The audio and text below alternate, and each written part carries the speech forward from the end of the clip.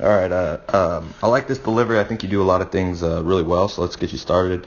Take you into leg lift here. So you have some like funkiness coming into leg lift and how you kind of load that back leg. It's not.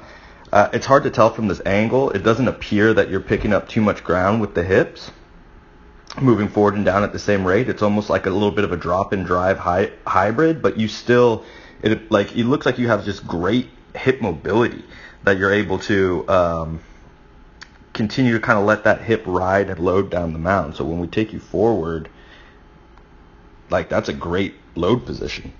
All right, like I'm looking here at your back leg drive, your force vector, your ankle to knee where that force vector is pointing is in a pretty dang good position.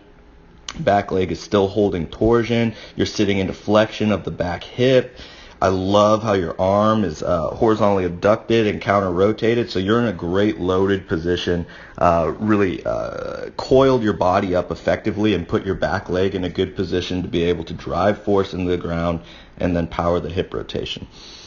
So let's see. Also, I like how you keep this front leg internally rotated, so you're not opening that front foot early, which would trigger the hip rotation. You do that. It's very impressive, really well. So then we go forward.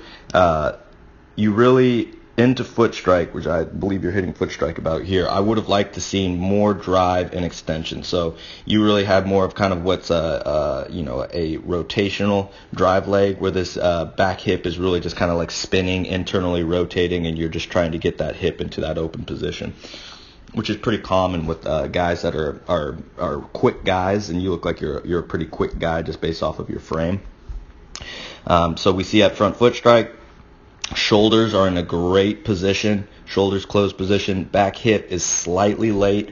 So again, I would have really liked to see that drive from the back leg to power that hip rotation fully open. I think that would have been a dang near picture perfect. But when we go to the next frame, right here, you can see that hip has kicked through, the shoulders are still in a good delayed position. I think that's just a product of how well you were able to counter-rotate and horizontally abduct your throwing arm. It just gave you a ton of time to get that hip through.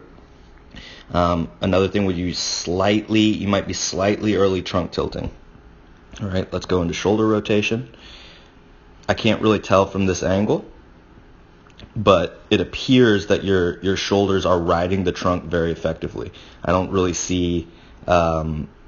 It's tough to tell from this angle. You might get a little bit right here of hyperangulation, but it appears that it's riding pretty effectively. I would need a full side angle to be able to tell better. So front leg, good flexion of the front leg. Let's see how your trunk then carries over into pitch release. So you're at pitch release here. Front leg is still in flexion, maybe a little bit of bounce back, and decent forward trunk tilt. So I think you do a lot of things really impressive. I think the biggest takeaways would be I think you could pick up momentum a little bit more efficiently, although you do a pretty dang good job of it. It's kind of funky. It does have like a drop and drive kind of thing to it, but you still do a pretty dang good job.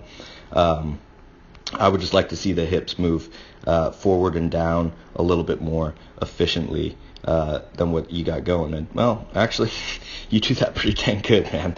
So that would be one thing. Next would be back leg drive into extension to power the hips through, as opposed to so much of the rotation of the hip. If you could get more extension into front foot strike, this back leg would be, triple extended, hip powered through, shoulders in a closed position. That would be ideal. But like we said, the next frame, your hip does come through and your shoulders are still closed, so that is good hip to shoulder separation. Keeping the trunk a little bit farther back. Keeping the trunk a little bit farther back would be ideal. Chin behind belt buckle, so you're not early trunk tilting. And then the big one would be the front leg extension of the front leg to get that good forward trunk tilt right into pitch release. So little stuff that you can work on with your back leg drive, and definitely stuff you can work on with getting more front leg extension and forward trunk tilt synced up with your delivery. But overall, man, pretty impressive stuff. I think you ride your momentum pretty well. It just looks funky, but I think you do a good job of doing it, which is going to add to your pitchability, because hitters are going to be like, man, this guy's got some funkiness to him. back leg drive, get that extension, really work on that, powering. Like we do a lot of the med ball drills, sled drives, stuff like that.